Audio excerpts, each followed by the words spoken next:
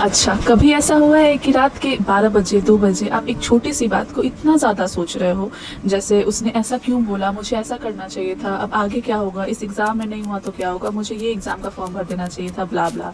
और फिर सडनली आपका दिमाग एक सिचुएशन को 100 डिफरेंट पॉसिबिलिटीज़ में कन्वर्ट कर देता है और आपको लगता है कि सिर्फ आप ही ओवरथिंक करते हो, लेकिन ये सच नहीं है। सच ये है कि हमारा जो ब्रेन है वो इसी तरह से इवॉल्व ही हुआ है और इसी तरह से डिज़ाइन हुआ है। बट गुड न्यूज़ ये है कि इस ओवरथिंकिंग को हम कंट्रोल कर सकते हैं। तो आज के इस वीडियो में हम समझेंगे कि ओवरथिंकिंग क्या है, क्यों होता है और इसे कैसे कंट्रोल कर सकते हैं, क्या सॉल्यूशन है। ओके, अभी हम समझेंगे कि ओवरथिंकिंग क्यों होता है।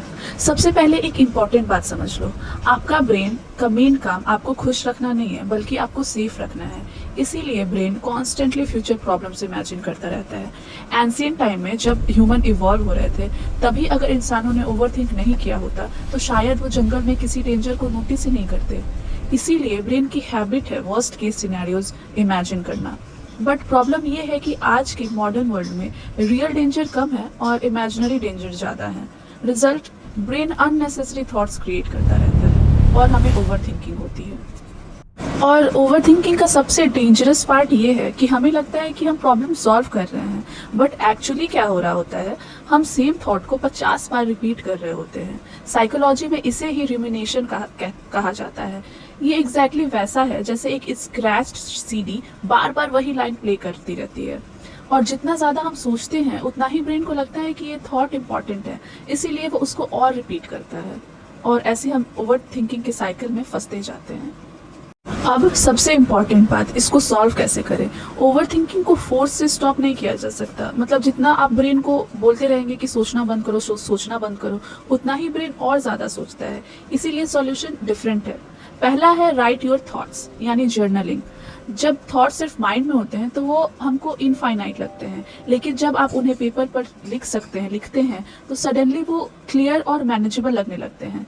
तो सिंपल रूल है, हर रात लिखो, मुझे किस बात की टेंशन है, वर्स्ट केस क्या हो सकता है, अभी मैं क्या फील कर रही हूँ, क्या थॉट्स आ रहे हैं, ये सब लिखो। उस सिचुएशन में हम क्या करेंगे। अक्सर आप रियलाइज करोगे कि प्रॉब्लम उतनी बड़ी थी ही नहीं जितनी आप उसे सोच के जितना बड़ा बना रहे हो। तो जर्नलिंग एक बहुत ही इफेक्टिव सॉल्यूशन है ओवरथिंकिंग का, आप इसे ट्राई कर सकते हैं। और सेकंड है एक्शन लो। ओवरथिंकिंग का ऑपोजिट क्लैरिटी नहीं, एक्शन है। फॉर एग्जाम्पल, अगर एग्जाम की टेंशन है तो 2 घंटे सोचने से बेटर है 30 मिनट पढ़ लो। ब्रेन को जब एक्शन मिलता है तो वो सिग्नल देता है कि प्रॉब्लम हैंडल हो रही है और इस तरह से ओवरथिंकिंग स्टॉप हो जाता है। तो आगे से जब भी ओवरथिंकिंग होगी तो हम काउंटडाउन स्टार्ट करेंगे, 3, 2, 1 स्टॉप, और एक्शन लेंगे उसके अगेंस्ट। थर्ड सबसे पावरफुल रूल, हर थॉट ट्रुथ नहीं होता। कभी कभी ब्रेन बस रैंडम स्टोरीज क्रिएट कर रहा होता है। तो नेक्स्ट टाइम जब ओवरथिंकिंग स्टार्ट हो तो खुद से एक क्वेश्चन पूछो, क्या इस थॉट का कोई प्रूफ है। अगर नहीं तो शायद ये सिर्फ ब्रेन की एक इमेजिनेशन है, तो परेशान होने की जरूरत ही नहीं। देखो, ट्रुथ ये है कि ओवरथिंकिंग कोई वीकनेस नहीं है, ये एक्चुअली एक पावरफुल ब्रेन का साइड इफेक्ट है। लेकिन अगर हम थॉट्स को कंट्रोल नहीं कर पाते तो थॉट्स ही हमें कंट्रोल करने लगते हैं। इसीलिए नेक्स्ट टाइम जब आपका ब्रेन 100 सिनेरियोज इमेजिन करने लगे तो बस रुक कर ये याद रखना है कि हर थॉट को बिलीव करना जरूरी नहीं होता।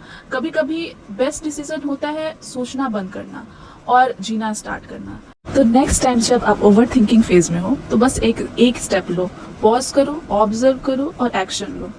ओके, मिलते हैं नेक्स्ट वीडियो में। Bye bye, Tata.